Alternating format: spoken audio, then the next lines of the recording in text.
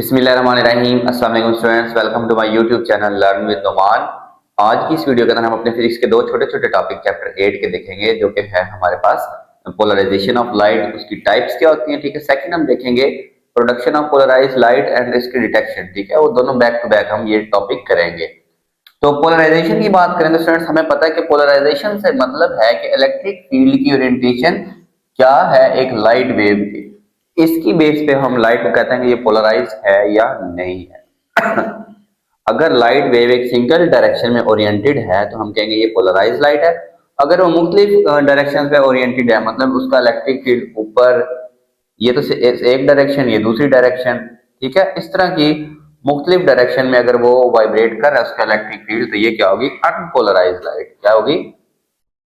Unpolarise light. ठीक है, तो फिर हम कह सकते हैं इलेक्ट्रिक फील्ड की बेस के ऊपर, इसकी डायरेक्शन के ऊपर हम क्या कहेंगे? पोलराइजेशन ऑफ लाइट को स्टडी करते हैं।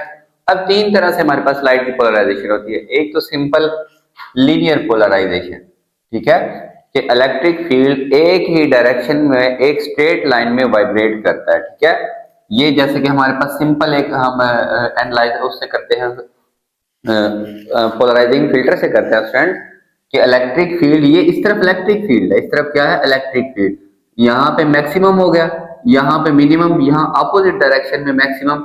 तो डायरेक्शन एक ही है, मतलब लाइट वेव के परपेंडिकुलर ऊपर और नीचे एक ही डायरेक्शन में जो इलेक्ट्रिक फील्ड वाइब्रेट कर रहा है। यहाँ पे हमारे पास इसको कहते हैं linear polarisation. Maximum minimum magnitude से मैक्सिमम हुआ, फिर मिनिमम हुआ, फिर अपोजिट डायरेक्शन में मैक्सिमम, फिर मिनिमम, ऐसे। लेकिन लाइट इधर जा रही है तो ये लाइट के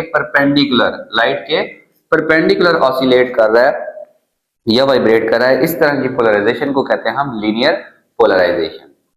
और ये हमारे पास होती है पोलराइजिंग फिल्टर की मदद से। किसकी मदद से होती है? Light passing through polarising filter. ये इसकी एग्जांपल है कि हमारे पास ये लीनियर पोलराइजेशन कब होती है? जब लाइट पोलराइजिंग फिल्टर में से पास कर रही है। ठीक है, सेकंड है हमारे पास सर्कुलर पोलराइजेशन। ये बड़ी इंटरेस्टिंग है। ठीक है, कि जब इलेक्ट्रिक फील्ड वाइब्रेट कर रहा है, ठीक है, सर्कुलरली, कैसे वाइब्रेट कर रहा है? लाइट वेव आगे जा रही है, ये लाइट वेव आगे को जा रही है और ये इसके सर्कुलर ऐसे रोटेट कर रहा है। क्लॉकवाइज, मे बी क्लॉकवाइज हो सकता है, मे बी एंटी क्लॉकवाइज हो सकता है। ठीक है, एक बात याद रखें, इसके अंदर इसका मैग्नीट्यूड कांस्टेंट रहता है। इलेक्ट्रिक फील्ड, ये देखें ना, यहाँ पे इसका मैग्नीट्यूड मैक्सिमम हुआ, कम हुआ, लेकिन सर्कुलर के अंदर अब ये आगे भी जा रहा है और ऐसे रोटेट कर रहा है। ठीक है, ऐसे। और इसका जैसे ये पॉइंटर कांस्टेंट है ना, इसकी लेंथ, इसी तरह इलेक्ट्रिक फील्ड का मैग्नीट्यूड भी क्या रहता है? कांस्टेंट रहता है। ये बनानी थोड़ी सी मुश्किल है। ठीक है, ये आपने भी कंफ्यूज नहीं होना। मैग्नीट्यूड हमेशा, ये तो बनाने में थोड़ा सा मसला है ना, अदरवाइज मैग्नीट्यूड जहां से भी देखेंगे ना, ये वाला, इसकी वैल्यू सेम होगी। ठीक है, मतलब मैग्नीट्यूड चेंज नहीं होगा। तो दो चीजें इसके अंदर, एक के इलेक्ट्रिक फील्ड वाइब्रेट नहीं कर रहा, वो रोटेट कर रहा है, लाइट के परपेंडिकुलर इस तरह करके एक हेलिकल स्ट्रक्चर बना रहा है। ठीक है, वो क्या कर रहा है स्टूडेंट्स? रोटेट कर रहा है, वाइब्रेट नहीं कर रहा। दूसरी चीज, उसका जो मैग्नीट्यूड है वो क्या रहेगा? कांस्टेंट रहेगा। इसका है लाइट रिफ्लेक्टेड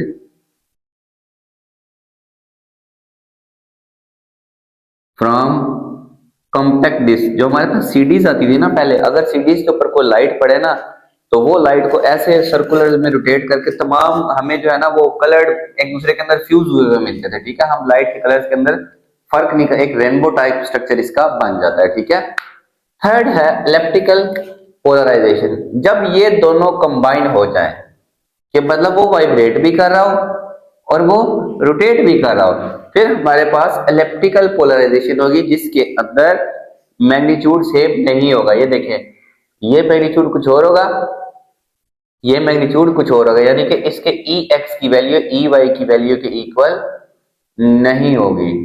ठीक है स्टूडेंट्स, यानी कि हमारे पास जब भी लीनियर और सर्कुलर पोलराइजेशन मिले तो ये एक एलिप्टिकल पाथ, एलिप्स कहते हैं इसको, ठीक है,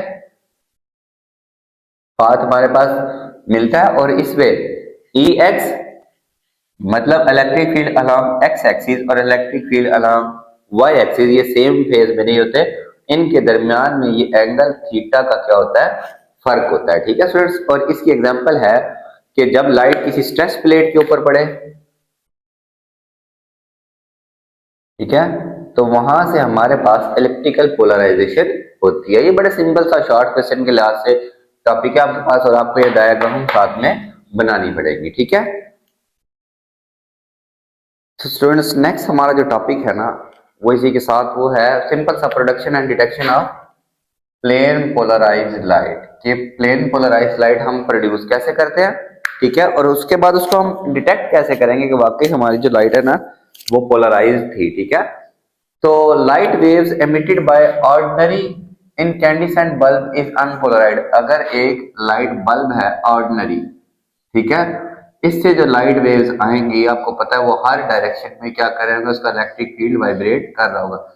यानी कि आप कह लेंगे इस तरह की एक लाइट इसमें से एमिट हो गई जो कि हर डायरेक्शन में वाइब्रेट कर रहा है उसका इलेक्ट्रिक फील्ड, ठीक है। अब अगर हम इसके रास्ते में अपना एक पोलराइड रखें जिसको हम पोलराइजर कहते हैं, ठीक है, हमने यहां पे एक रख दिया पोलराइजर ऐसे, ये इसके रास्ते में और ये इसके दरमियान में उसकी जहां से लाइट गुजर सकती है, ठीक है।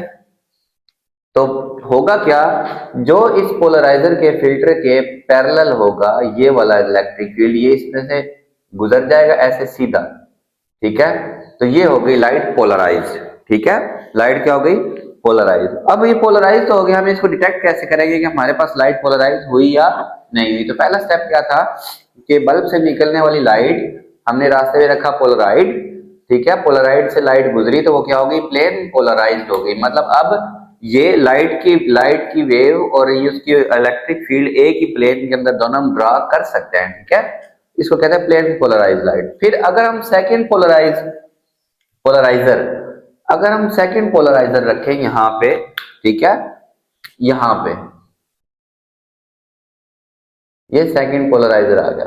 अगर इसकी एक्सिस और प्रीवियस पोलराइजर की एक्सिस एक दूसरे के पैरेलल है तो ये जो लाइट वेव है ये सीधी उसके अंदर से क्या होगी गुजर जाएगी, ठीक है स्टूडेंट्स। तो ये क्या होगा हमें वहां पे ब्राइट नजर आएगा। हम यहां से अगर देखेंगे ना, मतलब आंख रख के आप अपनी देखें यहां से, ठीक है, यहां से देखिए आंख से, तो आपको ये ब्राइट नजर आएगी, लाइट इसमें से भी गुजरेगी और लाइट उसमें से भी गुजरेगी, तो हम कहेंगे लाइट क्या होगी पोलराइज होगी, ठीक है।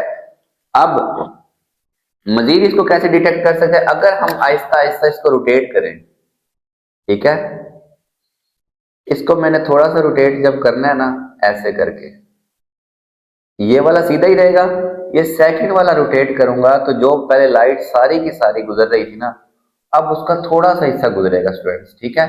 बाकी ये देखे ना इतना गुजर जाएगा इसमें से और बाकी जाया हो जाएगा। तो थोड़ी लाइट गुजरेगी तो लाइट क्या हो जाएगी डिम हो जाएगी, क्या हो जाएगी डिम हो जाएगी। जैसे जैसे आप सेकंड वाले को रोटेट करेंगे, ठीक है, स्लोली रोटेट करना है, लाइट आहिस्ता आहिस्ता डिम, जितना मैं ज्यादा रोटेट करता जाऊंगा लाइट डिम होती जाएगी और एक टाइम आएगा कि जब ये इसके परपेंडिकुलर होगा प्रीवियस वाली के, ठीक है। अब कोई भी लाइट इसके अंदर से गुजर नहीं सकती, हमें यहाँ पे डार्क अंधेरा लाइट डिसअपियर हो जाएगी, तो हम कहेंगे कि वाकई जो लाइट थी वो क्या थी स्टूडेंट पोलराइज्ड लाइट थी, ठीक है स्टूडेंट्स। ये हमारे पास इस तरह से हम डिटेक्ट कर सकते हैं कि लाइट वाकई पोलराइज थी या नहीं। और इससे ये भी साबित होती है, it also proves transverse nature, जिसमें इलेक्ट्रिक फील्ड लाइट की प्रोपगेशन के परपेंडिकुलर वाइब्रेट कर रहा होता है, transverse wave nature of light wave. क्योंकि अगर लाइट वेव लॉन्गिट्यूडनल होती तो फिर तो उसके पार्टिकल ऐसे वाइब्रेट कर रहे होते आगे और पीछे, ठीक है। तो ये जैसे मर्जी पड़ा होता, उसने इसके अंदर से क्या करना था गुजर जाना था, वो कभी भी डिम ना होती। डिम होने का मतलब ये है कि उसका जो इलेक्ट्रिक फील्ड है वो उसके परपेंडिकुलर प्रोपेगेट कर रहा है, इसलिए लाइट क्या है ट्रांसवर्स वेव नेचर रखती है। अब ये क्वेश्चन आपके पास इस तरह से भी आ सकता है कि give evidence for transverse nature of light wave, light wave की ट्रांसवर्स नेचर के एविडेंस दें। तो आप यही वाला एक्सपेरिमेंट लिखेंगे कि एक पोलराइजर रखेंगे तो लाइट प्लेन पोलराइज हो जाएगी, फिर अगर दूसरे की एक्सिस पैरेलल होगी तो वो उसमें से गुजर जाएगी और हमें ब्राइट नजर आएगा, ठीक है। और अगर हम आहिस्ता आहिस्ता उसको रोटेट करेंगे तो लाइट डिम होती जाएगी। डिम होने का मतलब ही, क्योंकि इलेक्ट्रिक फील्ड परपेंडिकुलर है, ये जब ऐसे रोटेट करेगा तो इसका थोड़ा हिस्सा इसके अंदर से गुजरेगा, वो आहिस्ता आहिस्ता डिम, और जब ये दूसरे वाला पोलराइजर उसके परपेंडिकुलर हो जाएगा स्टूडेंट्स, कोई भी लाइट इसके अंदर से नहीं गुजरेगी और ये हमें डिम बिल्कुल जो है ना डार्क नजर आएगा। तो इस तरह से हम लाइट की ट्रांसवर्स नेचर को वेरीफाई कर सकते हैं, ठीक है।